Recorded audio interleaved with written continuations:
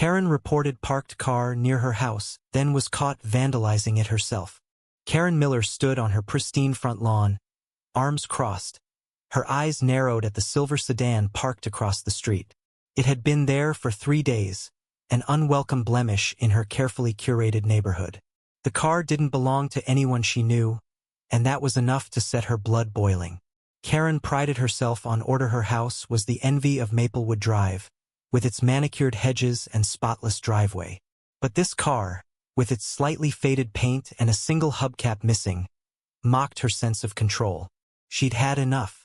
For weeks, Karen had been the self-appointed guardian of the block. She'd call the city about untrimmed trees, report kids skateboarding too loudly, and once even filed a complaint about a neighbor's tacky holiday lights. Her phone was always ready, the non-emergency police line on speed dial. So when the sedan appeared, she didn't hesitate. She called the police, claiming it was abandoned, a hazard, an eyesore. It's lowering property values, she snapped into the receiver, her voice dripping with indignation.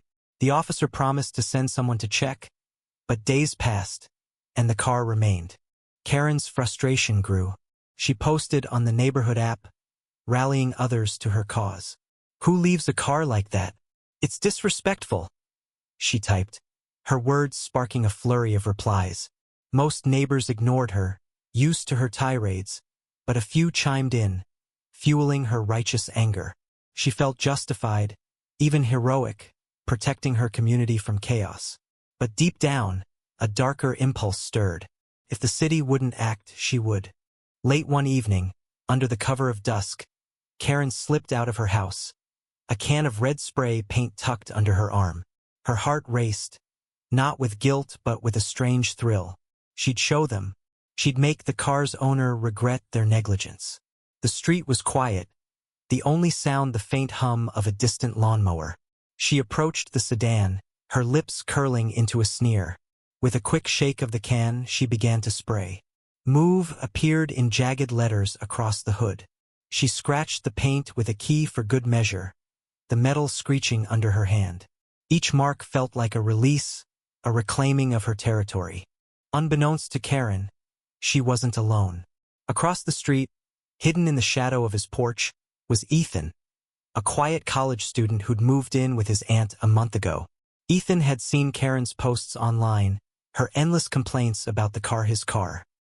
He'd parked it there while visiting his aunt, who was recovering from surgery. The car wasn't abandoned. It was just inconveniently placed for Karen's aesthetic. Ethan had ignored her rants, hoping she'd move on. But tonight he'd caught her in the act.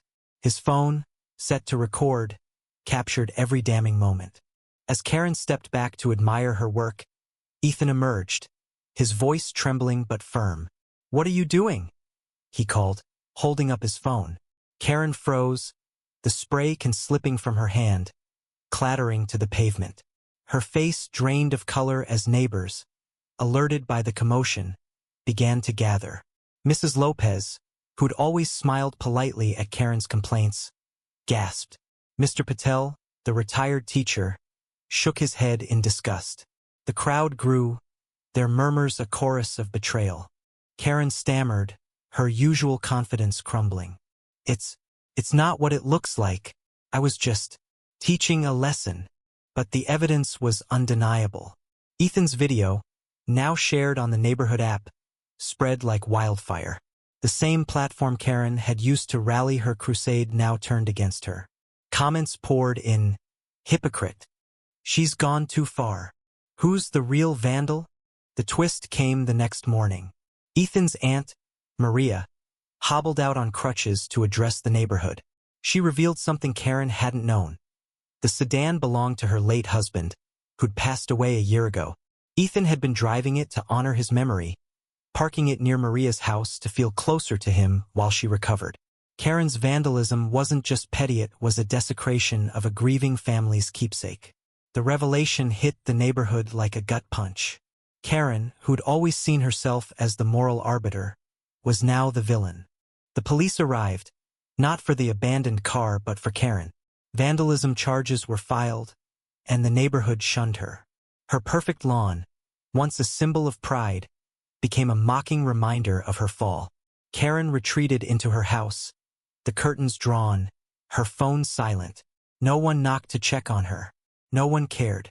She'd built her identity on control, on being the one who pointed fingers, but now the fingers pointed back.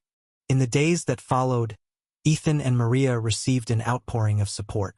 Neighbors brought meals, offered to fix the car, and shared stories of their own losses, turning the incident into a moment of unexpected unity.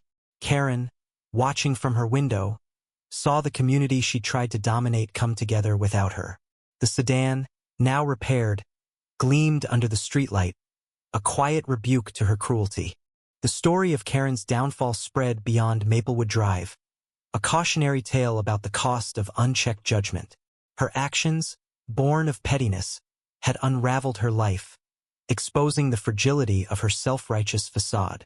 The neighborhood moved on, stronger for it, but Karen remained trapped in the prison of her own making, haunted by the echo of her own words. It's about respect. What do you think? Where does the line fall between standing up for your community and crossing into destructive judgment? Share your thoughts on justice and accountability.